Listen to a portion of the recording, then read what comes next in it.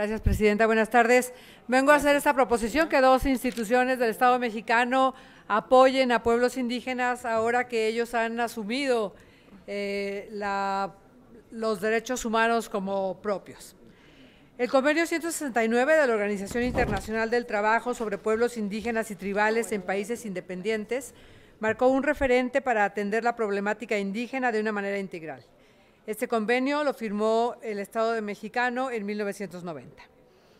En México, a partir del 2001 también, con la reforma constitucional en materia indígena, quedaron plasmados derechos de los integrantes de los pueblos y comunidades indígenas en el artículo 2, en sus apartados A y B, que establecen derechos para los pueblos y comunidades, así como obligaciones, especialmente en el apartado B, por parte de la Federación, los estados y los municipios para hacerlos efectivos y reducir las desventajas estructurales, económicas, sociales y políticas de los pueblos indígenas.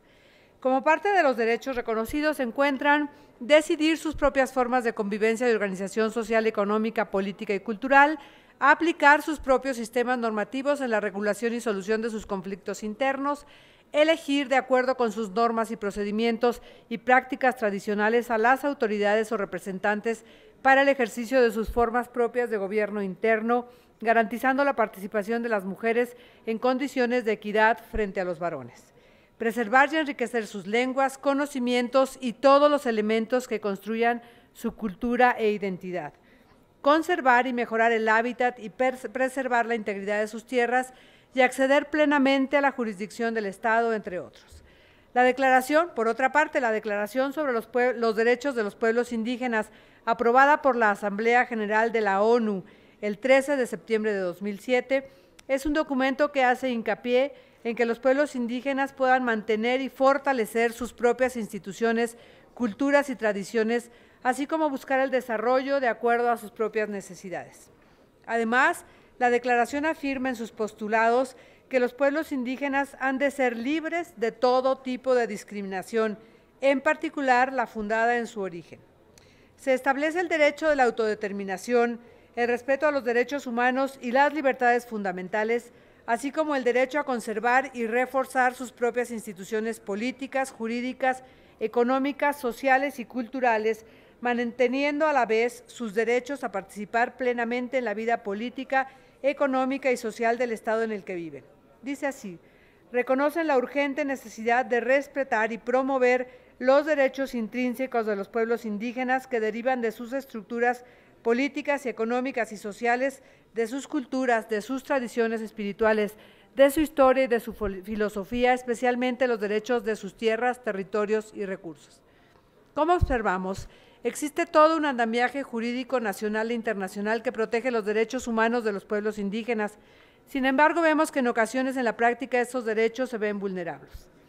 En últimas fechas, se han aprobado reformas, una de ellas en la Ley de Defensoría Pública, mediante las que se promueve la creación de defensores públicos en materia indígena o como las realizadas al Código Penal Federal en materia de amnistía. Este tipo de reformas legislativas permiten reforzar el derecho de los indígenas al acceso a la justicia. Los avances sobre la materia han sido considerables. Sin embargo, es importante que se siga difundiendo el respeto de los derechos humanos de los pueblos indígenas para que las entidades federativas lo repliquen en sus ámbitos de competencia. Para ello es primordial que la Comisión Nacional de Derechos Humanos, como instancia autónoma que promueve y defiende los derechos humanos, realice convenio de colaboración con el Senado, con la Comisión o con las comisiones respectivas para materializar estos derechos. Todos estos instrumentos jurídicos han venido generalmente de afuera hacia adentro, de las instituciones occidentales, por decirlo de otra manera. Luego se consulta con los pueblos indígenas, luego se aprueba y luego se intenta aplicar. Pero últimamente, los pueblos indígenas de Michoacán, debo decirlo específicamente o muy particularmente los que viven en la ribera de Pátzcuaro o en sus islas, y diré la isla de Yunuen, la Tecuena y Janitzio, han ido comprometiéndose con estos derechos a partir de dos condiciones. La primera es que han ido observando cómo el agua en donde viven, de la que viven, alrededor de la que viven, ha sido agotándose, ha ido ensuciándose y han ido ellos comprometiéndose con sus propias costumbres, con sus formas tradicionales de cuidarlas y allanándose a las nuevas tecnologías, a la innovación y a las oportunidades que tienen para recuperar el agua del lago de Pátzcuaro. Después de este compromiso que han ido haciendo las propias islas, han ido estudiando mucho más a fondo los instrumentos jurídicos, sus derechos, tanto los de nuestra Constitución como del OIT, como de la Declaración de la ONU, y han querido sumar estos derechos como propios, han querido ir haciendo uniones entre los pueblos indígenas. Hablo solo de 3 islas, de los habitantes de 3 islas, pero han pedido que tanto la Comisión Nacional de Derechos Humanos como la Comisión de Asuntos Indígenas y de Derechos Humanos del Senado de la República les puedan acompañar para fortalecer esta unión o este allanamiento a los derechos humanos de los pueblos indígenas entre los otros pueblos indígenas de nuestro Estado. Es por eso que presento ante esta Asamblea el siguiente punto de acuerdo, que es único.